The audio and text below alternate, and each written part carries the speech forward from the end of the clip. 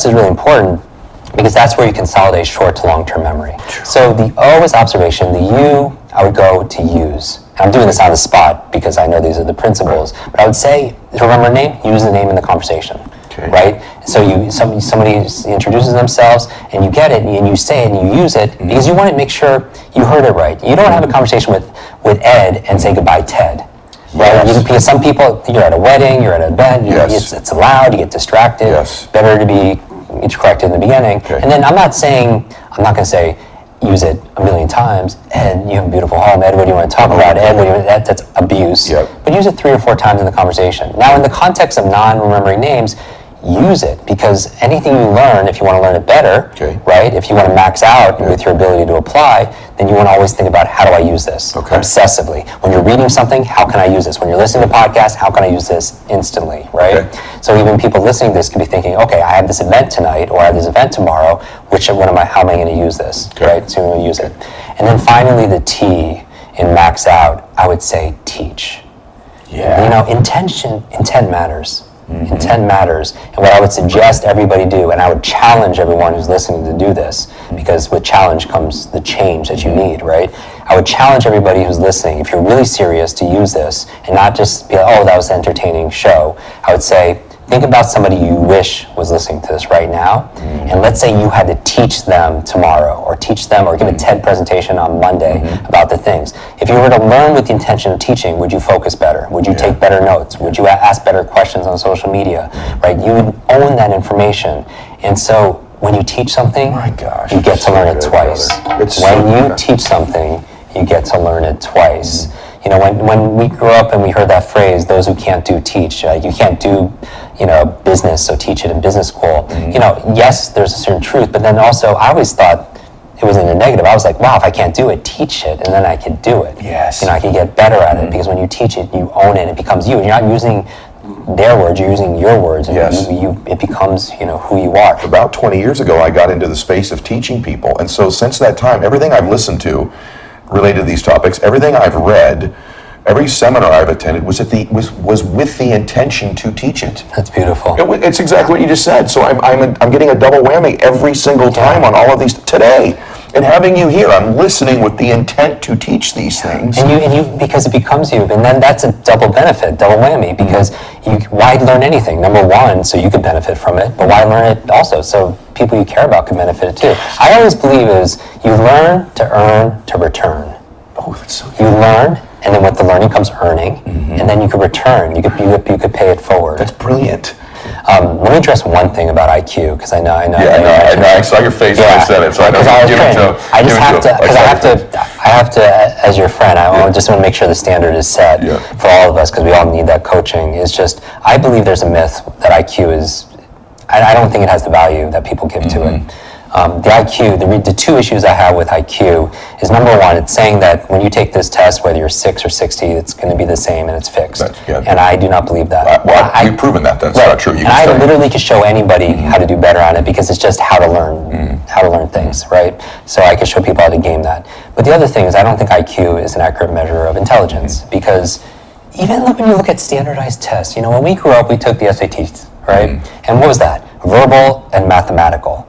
Now, that test was like everything. It's like how you go to college and get a good job and everything else like that, right? My son's studying right now. Exactly. But here's the thing, that measures verbal intelligence and mathematical intelligence. It's important, but it's also saying that's all that's important. Right. And there's this theory out of Harvard called multiple intelligence theory by Howard Gardner, saying there are way more intelligences. Right? And so what about visual spatial intelligence? People who are great artists, or architects, right? Or like the visual spatial graphic designers, right? That's just as important as anything else, right? So what it's saying is you could improve this, and there are other intelligence that are equally. That's what you said earlier about there being multiple geniuses. Exactly. LeBron James' genius is different than Steve Jobs' genius. They're both geniuses. So kinesthetic intelligence. Right. If you're listening to this, please fall in love with your own genius, your own giftedness, your own brilliance, because you have it.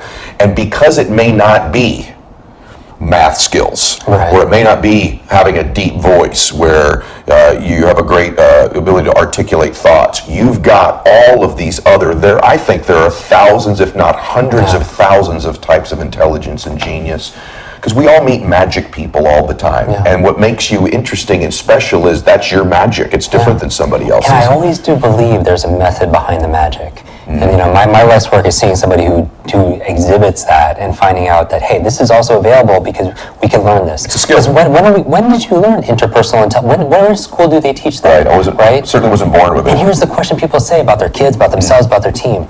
It's like how smart they are. They want to know how smart somebody is, but that's the wrong question. Remember, questions are the answer. It's not how smart you are, it's how are you smart. Oh gosh, that's so good. It's not how smart your kids are, your team is, or anybody else. It's how are you smart, because you're right, there are multiple intelligence, there are multiple ways you can be a genius. That's brilliant. I want to share something with you, because it just happened this weekend, and from my folks here too. I think one of mine is that I am present with people. Yeah. And I do observe people. And so it's really interesting because I think that's one of the things that I love about doing the show. And it was fascinating because I never gave any thought as to where that came from. Because, your brain brilliance comes from the fact that you had this damaged brain as a child. Yet it's one of your great gifts and one of the great things you're intelligent at, one of your geniuses. And so this weekend somebody had asked me, why do you think like on your show or even we were at a dinner, you're so present, you're listening? Where do you think that comes from? And I didn't know. I thought about it and I said, I'm not sure, but it's interesting. My dad's sober 30 years now, but when I was a little boy, my dad had a drinking problem. And I never knew as a little boy which dad was going to come through the front door at night. And so unlike most kids who would run up and hug dad, I would observe dad when he came home. And so when dad walked through the front door, I'd look at his physiology, I'd look at his eyes, his face, his lips. I'd listen to what his first few words were.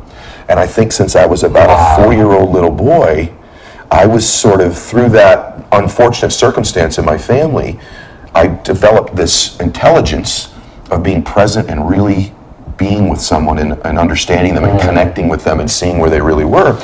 And it's ended up serving me as a 47-year-old man with you here today. Wow. Isn't that interesting? And so for some of you listening, I would just say to you that sometimes some of your great genius could be coming from some of what you would think might be some of the more tragic events in your life or difficult events in your life. So just think about that. And the self-talk also, when I said, at age 9, a teacher looked at me and said, that's the boy with the broken brain, for the whole class. And parents and adults have to be very careful because your external words become a child's internal words. Because every single time I did bad on a quiz, on a test, or not picked for a sports team, which was all the time, I would say, because I have the broken brain. That became my internal conversation. And I always tell people when they come to me and they say, I'm not smart enough, I'm not good enough, I have a horrible memory. I always say, if you fight for your limitations, you get to keep them. If you fight for your limitations, you argue for your limits, they're yours, right? And here's the thing, your brain is like a supercomputer and your self-talk is a program it will run. So if you tell yourself you're not good at remembering names, you will not remember the name of the next person you meet because you programmed your supercomputer not to. They say the two most powerful words in the English language are also the smallest, I am. Because whatever you put after that, complete that sentence with, is going to determine your destination, your destiny. I'm so glad you're saying this because this is typically said by by motivational people or inspiring people. Now we've got a brain person, science telling you this is a fact. So your identity is this. So let's say at a simple level, let's say people want to change their behavior, they want to stop procrastinating. Yes. But their identity is, I'm a procrastinator. Yes. Ooh, that's going to be a tough one. Yep. They're going to change a behavior like, I want to stop smoking. But their identity is, I am a smoker. Wow, right. That's going to be a challenge, Yes. right? So here's the thing. The reason why I bring these distinctions up is because it takes the self-loathing or the judgment out of it, because you don't have to, if you're not good at something, you could say like, you could address the level that's holding you back. Finally, below the level of behavior, and this is a big one, is a level of environment, because the behavior is you want to stop smoking, but the environment is you're around a lot of smokers. Because it's not, here's the thing, the people you spend time with is the people you become. You know this, you teach this, because your mirror neurons are always imitating what's around you.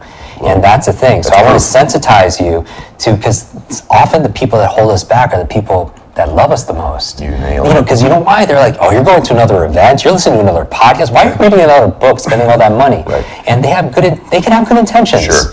Right? Because ultimately people are doing things for, generally I believe for good reasons. Most people. But They could be sincere, but they could be sincerely wrong. Sincerely wrong. And I love the "I'm not this yet." Right. I also want to just repeat things that you say brilliant things one after the other. And so this idea that as a parent, your external dialogue becomes your child's internal dialogue is just riveting. I mean, it's riveting. And it's also true, I think, of leaders in companies too.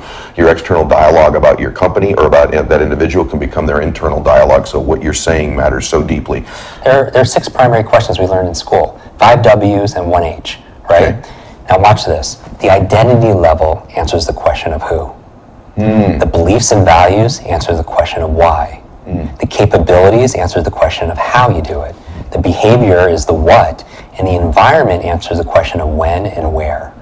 It is fully aligned. And so I feel like we have natural genius inside of us, and when this is aligned with this, when people talk about their mind and their body and their values and the habits, when they're all aligned, things happen naturally and they're not happen forced. And my goal for everybody who's watching and listening to this is that they're smarter than they think. It's just we weren't taught how to do these things. And when you're in congruence and in alignment, things happen. Your natural superpowers, if you will, come out organically and are not forced. Boy, brother, that's so good. I'm processing all of this with you. They'll be mad at me if I don't ask you a tactical question. Absolutely. So can you give them? I'm going to get a couple more things, but thank you for taking the extra time. I'll get DMs and emails if I don't ask you. Tactically ask him a specific tactic to remember a name. Yeah. So I have Max out. Perfect. Do you do an association when you remember someone's name? I do. Okay. Really fast. I would say be suave. Be suave. I'll give you really quick. B is believe. Right? Believe you can, believe you can. You're right. So stop the negative self-talk. Okay. Right? So that's obvious. The second thing is E is exercise. We already talked about the power of exercise. Practice. Because the bad news is it takes practice to learn someone's name. The good news, not as much as you think. Okay. Like I'm really good at names, but after practicing for a couple months, it's just become second nature. Okay. Right? Just like parking a car or learning how to type, you do it without thinking. The suave is this. S stands for say the name. When you meet somebody, you say their name back to them, right? Because you make sure you observe it correctly. The U is you use the name. Use it 3 or 4 times. We talk about that. The A is you ask about a name. This is really great, Ed, when you meet somebody whose name you haven't heard before. Okay. You meet someone named Afzal or Ridiger. What can you ask about a person's name? You already said this. You already said it's not travel, entrepreneurship. What's everyone's favorite subject? It's themselves. So what can you ask about a person's name? How do you spell it? Where's it from? What does it mean? I was doing this training at the country's largest life insurance company. 100 people in the room. The training director's name was Nankita. And I was like, in front of the whole group, I was like, that's a beautiful name. How do you spell it? Where's it from? What does it mean? She paused. I was like, Nankita, what does it mean? She looked at all her coworkers and she said it means graceful falling waters. And I was like, wow. And then her coworkers gave that kind of reaction, like a novelty. And I was like, wait a second, how long have you worked here? She was like, X amount of years. With these people? Yeah, a lot of them are good friends or at my wedding. I was like, out of 100, I was like, raise your hand if you knew that's what her name meant. Out of 100 people, how many people raised their hand? Zero. Wow. Zero. And talk about like caring. That became like a 10-year client, right? Because that's the power of a name, the emotion, right? Okay. So ask about a person's name. Okay. And then V in Be Suave stands for visualize. And here's a real tactical thing. Okay. We tend to be better with faces than names. Right, aren't you? You meet a lot of people. Sure. Right? People come and you meet somebody. You say to them, "I remember your face, but I forgot your name." You never go to someone and say the opposite. You never go to someone, "I remember your name, but I forgot your face." That wouldn't make any sense. Yes. But here's the reason why. For neurological, your visual cortex is a lot larger than other parts of your brain, so you tend to remember what you see. Okay. Now, if you tend to remember there's a Chinese proverb that goes, "What I hear, I forget. What I see, I remember. What I do, I understand. What I hear, I forget. I heard the name, I forgot the name. What I see, I remember. I saw the face, I'll remember the face. What I do, going back to practice and exercise, I understand." So if you tend to remember what you see, try seeing what you remember. So quick visual aid is this: play Pictionary. A person's name, for example, is Mark. Take a split second and put a check mark on their forehead. And you're like, Jim, that's so childish. Yeah. Who are the fastest learners on the planet? Children. Yes. How fast can they learn a musical instrument? How fast can they learn another language? Right? They're sponges. And part of how they remember names is they make fun of people. Like they go to somebody, you're like, they go to someone named Jason, and Jason the Basin. Yeah. Right? And all of a sudden, like, Jason's in therapy for years, not because he was teeth. But that's how you learn. Banana, fana, fofana. You learn through imagery, right? Okay. And they make fun. And so remember, more emotion too. Yes. Information, you forget, information combined with emotion. Okay. So person's name is Mary. Mary. Imagine you meet someone named Mary, handshake breaks, you imagine she's getting married or she's carrying 2 lambs under her arms. And here's the thing, it overcomes in business what I call the 6-second rule. Somebody tells you something important in a conversation or their name, you have 6 seconds to do something with it, otherwise what happens? You lose it. It's gone. Out of your working memory, short-term memory, it's gone. Got it. So this helps you to focus uniquely on both the person and also the name. So if a person's name, so for example, is let's say Carol. Imagine they're singing Christmas carols. Yes. Right? A person's name is Mike. Imagine them jumping on the table and singing on a microphone for a split second. And then when you say goodbye to them 20 minutes later, you're like, oh, that guy was singing on the karaoke on the microphone. What's his name? Mike. Right? Because it glues it. And then, by the way, it's a short term, because once you know the person's name is Ed or Athena or Mike or whatever, what will happen is... You just named everybody here. Sorry. So you know, Once you do that, then the pictures disappear because you know it. You just need something to glue it, because there's 3 parts to your memory. You encode the information, you store the information, then you retrieve the information. But most people can't retrieve it because they're not encoding in a way that makes it memorable. Oh my gosh. So you make it visual, you make it fun and interesting. So if a person's name is John, you can imagine whatever. Right. And then finally, that's the V. The E in SWAB stands for end. Okay. You always end a conversation using their name, saying goodbye using their name. Because if you could walk into a room of strangers and leave saying goodbye to 20 strangers by name, who are they all going to remember? You. They're going to remember. That's a standout skill. Because it's not just what you know. Yes, you can learn faster. It's not only who you know, but it's also who knows you. Who knows you. And who's going to remember you. That's a standout awesome. skill. That is awesome. And the 6-second rule, if you don't use it, you lose it. So do something within the first seconds. That is brilliance. There are a few obstacles to effective reading, so let's go through them really quickly. Number 1, what keeps you from reading slow is lack of education.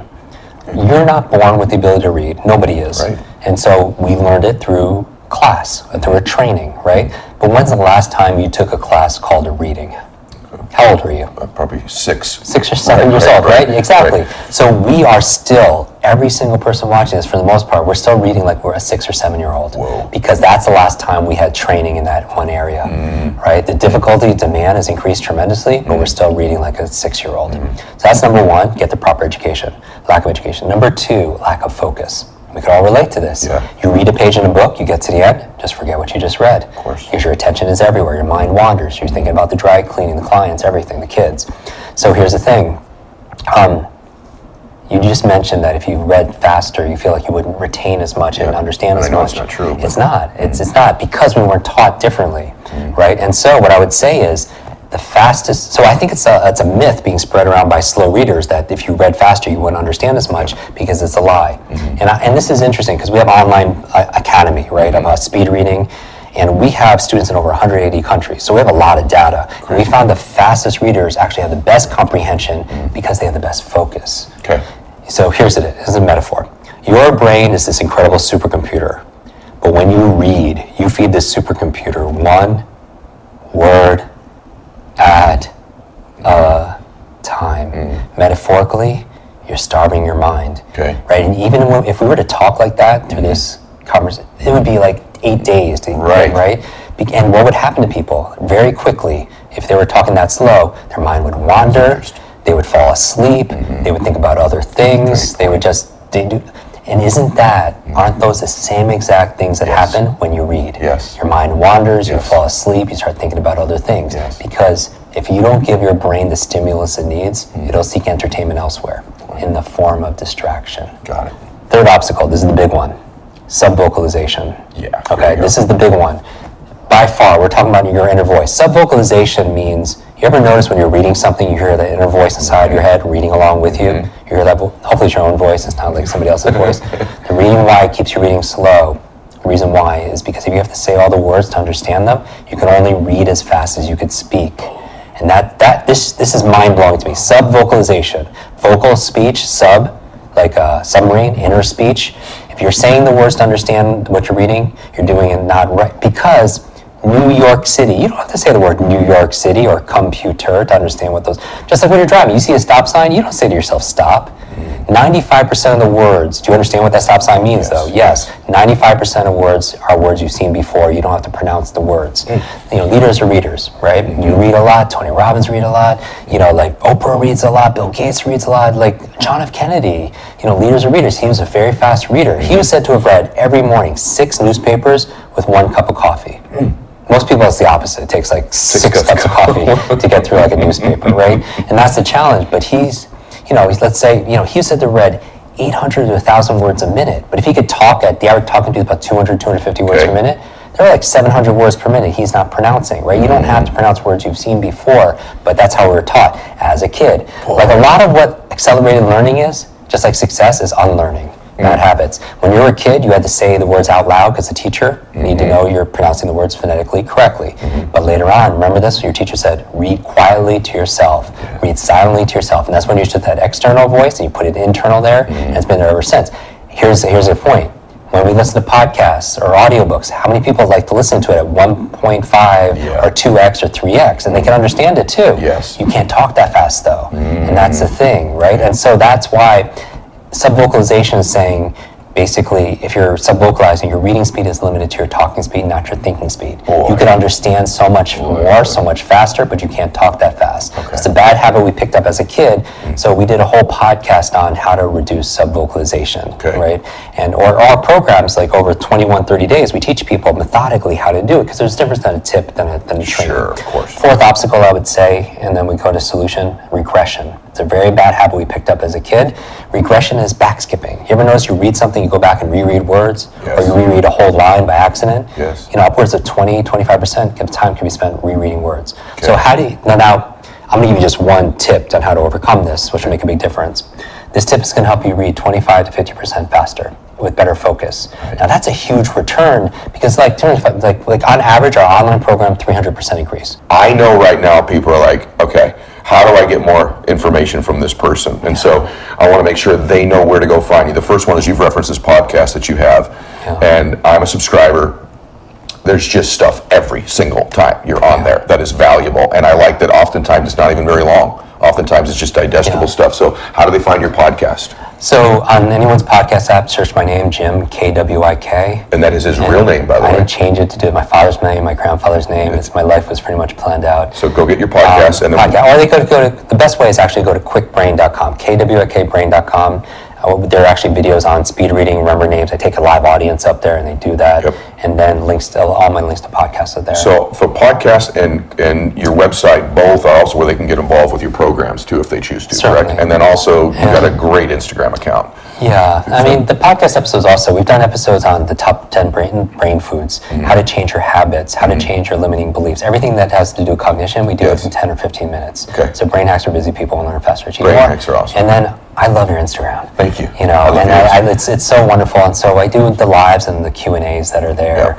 And so we like to post things that are just brain hacks. His Instagram is, you're going to get addicted to it. It's outstanding. Like yours. And I would challenge people again, ending with this, to take a screenshot of this episode, tag us both on there, and then share. Remember, what you teach, you get to learn twice, and you own it. Share your big ahas or your questions, and I'll repost some of my favorites. So do I. So please do that, everybody. Take a screenshot, tag both of us, tell us what your biggest takeaway was. So in finishing, people, when we're done here, they're going to wish I'd asked you so many more things. We got so much done today, but you're such a, just a wealth of knowledge. It's unbelievable. I hope people take pictures even of their notes. I'd be curious how they tag that. They're going to be long, I can tell you that, because we've covered so much today, and thank you. But I think probably, one of the things I think most people that are listening to this, they're trying to change things, whether that be a habit or change their life in general. And you're an expert at this. If someone said I always do this, they got 2 minutes with Jim Quick. They ran into you at your Starbucks and you were as busy as you are. You said, I'll give you 2 minutes. And they could ask you something. I think the vast majority of the people would say, I want to change something in my life, whether that be a habit or the external results in my life. I want to create a change. What would you say to that person? Where do they begin? What would be a step they could take? What would be a thought they would have in order to create change? So the obvious thing to say is is lifelong learning. Commit yourself to lifelong learning, but that would be preaching to the choir. Because if someone's watching this right now or listening to this, you know, they are exceptional, and I applaud anyone who's made it all the way to the end. What I would say is, self-love is not selfish. I feel like the biggest challenge people have in life is this fear that they're not enough. And I believe that's what holds us back. And people talk about themselves in relationships, and I think we grow a lot in our intimate relationships because they're a mirror to us. And I also feel like you have to fall in love again with the person in the mirror who has been through so much, but is still standing. You know what I mean? And when's the last time, you know, learning and love, I always wish people, you know, this year and their days before lots of life, lots of love, lots of laughter, and lots of learning. But I think they go hand in hand. And self-love, it's kind of, I don't want to, you know, people could put it into a hold hands and sing Kumbaya. But I'm saying, do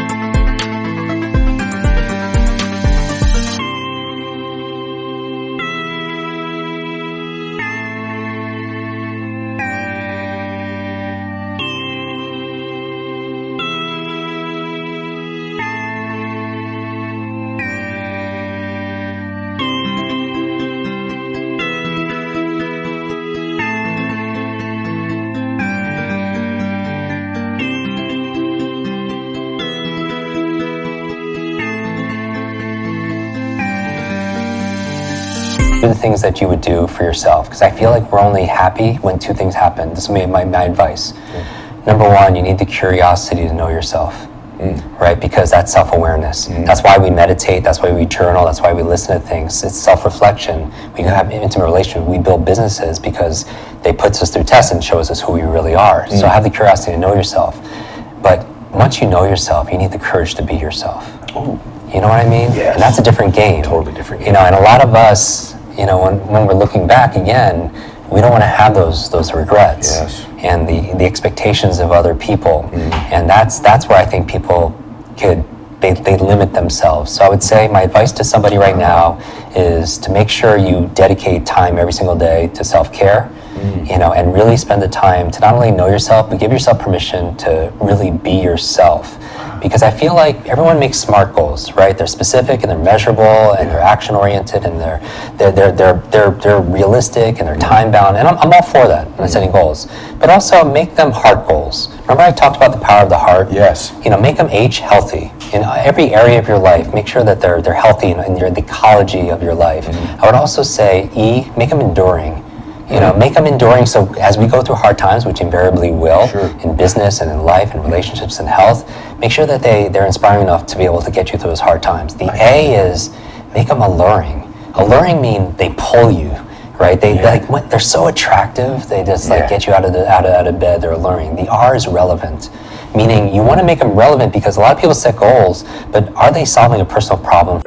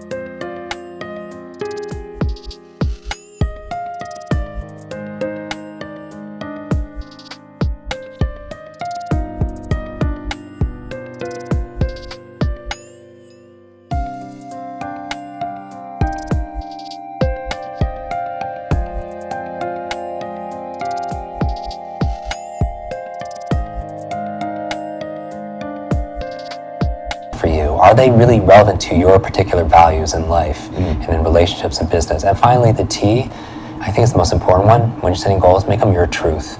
Because so many people are setting goals and a vision that's not really theirs. They picked it up from their parents.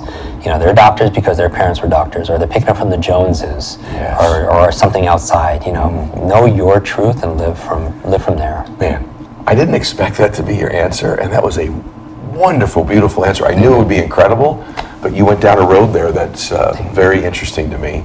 I got to tell you, today was just so exceeded my expectations, and my expectations were up here for today.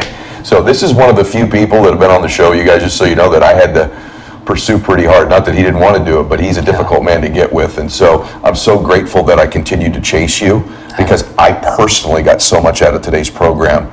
And so thank